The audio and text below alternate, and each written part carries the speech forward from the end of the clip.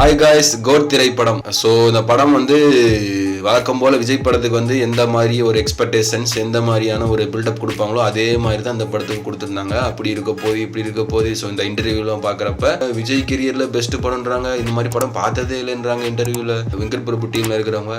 So இதெல்லாம் பார்த்துட்டு என்னடா பெருசாக ஏதோ பெரிய சம்பவம் தான் பண்ணி வச்சிருக்காங்க போல இருக்குது, படத்தில் வேற லெவலில் இருக்க போல இருக்குது அப்படின்ட்டு நினச்சி அந்த எக்ஸ்பெக்டேஷன்ஸோட தான் போனேன். எனக்கு வந்து கொஞ்சம் ஒர்க் அவுட் ஆச்சு. அதே நேரத்தில் இந்த இடத்துல நல்லா எப்படி இருக்கு அப்படின்ற மாதிரி வேவ் லென்த் மேலையும் கீழையும் போக முடியும். அந்த மாதிரி தான் இருந்துச்சு. கொஞ்சம் நல்லா இருந்துச்சு. ஃபர்ஸ்ட் கொஞ்சம் அப்படியே டவுன் ஆயிட்டு, அதுக்கப்புறம் திரும்ப நல்லா இருந்துச்சு, அப்படியே கொஞ்சம் டவுன் ஆயிட்டு. ஒருவேளை ஃபேமிலி ஆடியன்ஸாக பார்ப்பீங்க நிறைய பேர், அப்புறம் விஜய் ஃபேன்ஸாக நிறைய பேர் பார்ப்பீங்க. ஸோ அவங்கள பொறுத்தளவுக்கு இந்த படம் வந்து ஒரு இதுக்கு முன்னாடி இருந்த 2-3 படங்களை விட இந்த படம் வந்து ஒரு நல்ல படம் அப்படின்னு தான் நான் சொல்லுவேன். ஏன்னா இந்த படத்தில் வந்து ஒரு நல்ல ஒரு அவங்களுக்கான அவரை விஜயை பார்த்து என்ஜாய் பண்ணக்கூடிய மொமெண்ட்ஸும், அவருடைய படம்னாலே ஒரு சில விஷயங்கள்லாம் இருக்கும் இல்லையா. ஸோ அதெல்லாம் வந்து இந்த படத்தில் ப்ராப்பராக செட் பண்ணி வச்சுருக்குறாங்க. ஸோ அதெல்லாம் நீங்கள் பார்த்து கரெக்டாக என்ஜாய் பண்ணலாம். என்னென்னா இந்த ஒரு ப்ராப்பராக ஃபிலிம் இந்த கதை இருக்கணும். எனக்கு விஜயிலேருந்து கெரியர்லேயே ஒரு வெரைட்டியாக இருக்கணும். அவருடைய டிஃப்ரெண்ட்டான ஒரு பெர்ஸ்பெக்டிவில் அவரை காட்டணும், வித்தியாசமான கதைக்களமாக இருக்கணும். அப்படி நினச்சி நீங்கள் போனீங்கன்னு வைங்களேன், அவங்களுக்கு கண்டிப்பாக வந்து ஏமாற்றம் தான் இருக்கும். ஒரு விஜய் படங்களே பெஸ்ட் படங்கள் இருக்கும் இல்லையா, இதுக்கு முன்னாடி எடுத்த படங்கள். ஸோ அந்த மாதிரி லிஸ்ட்டில் இந்த படம் சேர்றதுக்கு வந்து வாய்ப்பு இருக்குது. ஸோ அந்த மாதிரி யாரும் வித்தியாசமான எக்ஸ்பெக்டேஷன்ஸ்லாம் வச்சுட்டு போயிடாதீங்க.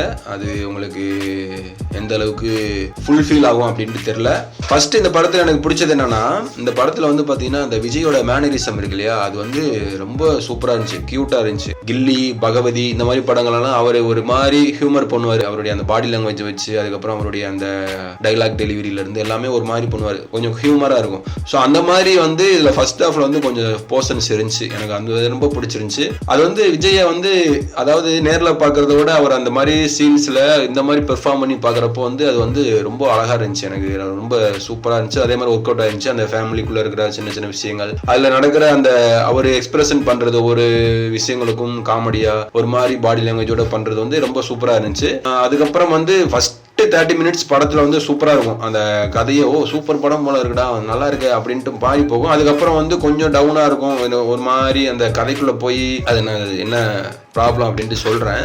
அது மாதிரி செகண்ட் ஹாஃபில் லாஸ்ட் 30 minutes வந்து வேற லெவலில் இருக்கும். அது வந்து விஜய் ரசிகர்களாக இருக்கட்டும், அப்புறம் விஜயோட என்ன பண்ண போகிறாரு வித்தியாசமாக அந்த விஜய் படம்னு எதிர்பார்த்து போகிறீங்க இல்லையா, ஸோ அவங்களுக்குலாம் வந்து இது வந்து ஒரு பெரிய ட்ரீட்டாக இருக்கும். ஏன்னா லாஸ்ட் 30 minutes 40 minutesல வந்து நிறைய சர்ப்ரைசஸ், அதுக்கப்புறம் வந்து பார்த்தீங்கன்னா ஒரு விஜய் படத்துக்கான ப்ராப்பராக என்னென்ன நமக்கு வந்து கூஸ் பம்ப்ஸுக்கான மொமெண்ட்ஸ் என்னென்ன தேவைப்படுமோ அது எல்லாமே வந்து அந்த கடைசியில் இருக்குது.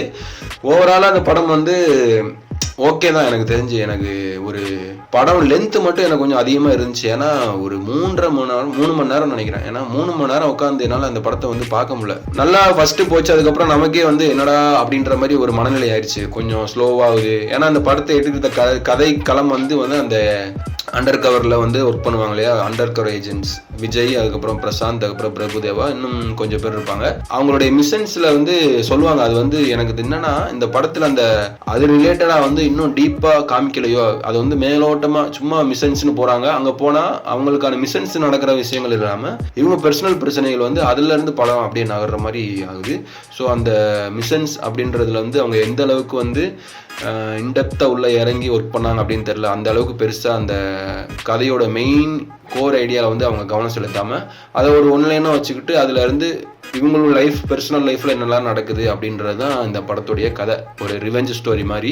அவங்க வந்து மொத்தமாக வந்து விஜய் படம்னா வந்து கதையை மட்டும் ஃபோக்கஸ் பண்ணாமல் அவர் ஃபேன்ஸுக்காகவும் அவருடைய ஆடியன்ஸுக்காகவும் அவர் எதிர்பார்த்து வருவாங்க இல்லையா, அவங்களுக்காக வந்து நிறையா எலமெண்ட்ஸை சேர்த்து ஓவராலாக வந்து பார்த்தீங்கன்னா அந்த நிறையா வந்து விஜய்க்கான எலமெண்ட்ஸ் நிறையா வச்ச மாதிரி ஆயிடுச்சு. ஸோ அந்த படத்துக்கான அந்த ஒரு இன்டென்ஸாக ஒரு படம் பார்க்கணுன்னு ஆசைப்பட்டீங்கன்னா அந்த மாதிரி படம் வந்து இது உங்களுக்கு கிடையாது. ஃபர்ஸ்ட் இது வந்து ஓவராலாக ஒரு ஜாலியாக போய் சந்தோஷமா ஒரு விஜய் படத்தை பார்த்துட்டு அவருடைய மேனரிசமை பார்த்துட்டு அங்கே நடக்கக்கூடிய சின்ன சின்ன ஒரு சீன்ஸோ எமோஷன் சீன்ஸோ ஒரு மாதிரி ஒரு ஃபைட் சீக்வன்ஸோ இந்த மாதிரி பார்த்துட்டு ஜாலியாக என்ஜாய் பண்ணிட்டு வரக்கூடிய ஒரு படம் தான் இது. இந்த மாதிரி எக்ஸ்பெக்டேஷன்ஸ் இருந்துச்சுன்னா நீங்கள் போய் கண்டிப்பாக பார்க்கலாம். ஸோ இதில் வந்து நான் என்ன நெகட்டிவாக பார்க்குறேன் அப்படின்னா, இதில் வந்து எனக்கு டிஏஜிங்கில் பண்ண விஜய் வந்து ஒரு அதை வந்து கனெக்ட் பண்ணிக்க முடியல. ஒரிஜினல் விஜய் மாதிரி இப்போ ஒரிஜினல் விஜயா ஒரு கேரக்டர் பண்ணியிருக்காருல அவரு. ஸோ அந்த அளவுக்கு வந்து இந்த டிஏஜிங் பண்ணல கேரக்டர்ஸ்ல கூட வந்து நம்ம வந்து கனெக்ட் பண்ணிக்க முடியல. அதுல வந்து நம்ம ஆட்டோமேட்டிக்கா வந்து இதுல ஏதோ ஒன்று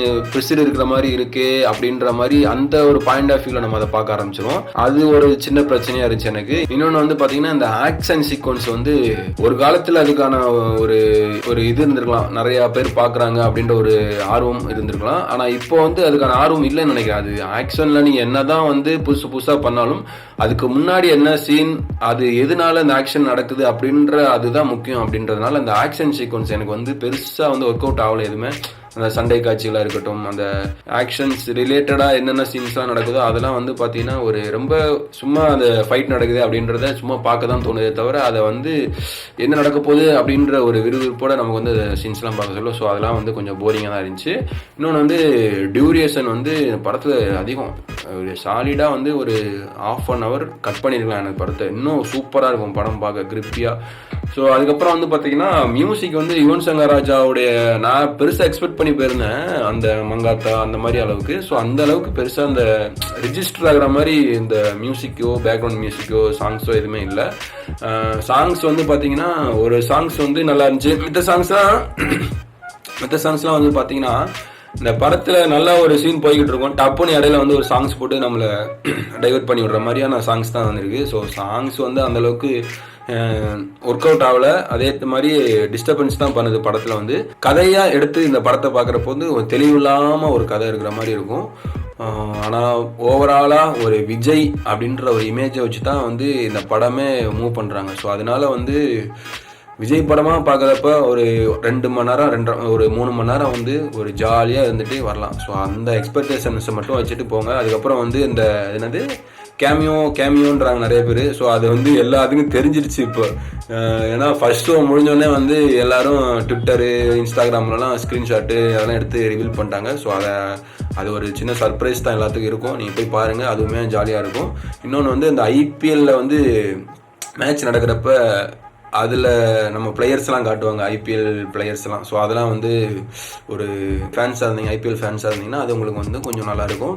ஸோ இந்த மாதிரி எல்லாருக்குமே கொஞ்சம் பிடிக்கிற மாதிரியான சீன்ஸு, அதுக்கப்புறம் அவங்களுக்கு அந்த எலமெண்ட்ஸ்லாம் சேர்த்து மொத்தமாக ஒரு விஜய் படமாக கொடுத்துருக்கனால வந்து எல்லாருக்கும் கொஞ்சம் சாட்டிஸ்ஃபைடாக தான் இருக்கும்னு நினைக்கிறேன் படம் பார்த்து முடிகிறப்ப. எனக்கு ஓரளவுக்கு நல்லா இருந்துச்சு. ஒரு ரொம்ப வந்து மொக்க படம் பார்த்த மாதிரி எனக்கு தோணலை. ஓரளவுக்கு நல்லா டீசெண்டான ஒரு படம் பார்த்த ஃபீல் தான் எனக்கு இருந்துச்சு. ஸோ உங்களுக்கு படம் எப்படி இருந்துச்சு அப்படின்றத நீங்கள் கமெண்ட்ல சொல்லுங்கள், நான் பார்த்து தெரிஞ்சுக்கிறேன். ஸோ அடுத்த வீடியோவில் பார்க்கலாம். பாய்.